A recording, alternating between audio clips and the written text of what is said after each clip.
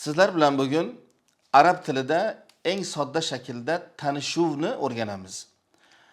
Assalomu alaykum va alaykum assalom. Erkaklar uchun ma ismuka, ismingiz nima? Ismi Tohir, meni ismim Tohir. Va ma ismuka, sizni ismingiz nima? Ismi Muhammad, meni ismim Muhammad. Endi ayollarda ma ismuki, ismingiz nima? Ismi Fatima, meni ismim Fatima. Va ma ismuki, sizni ismingiz nima?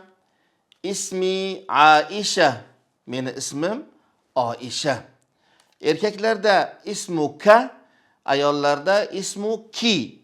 Ka bilan ki demak erkak ayol orasidagi farq ekan azizlar.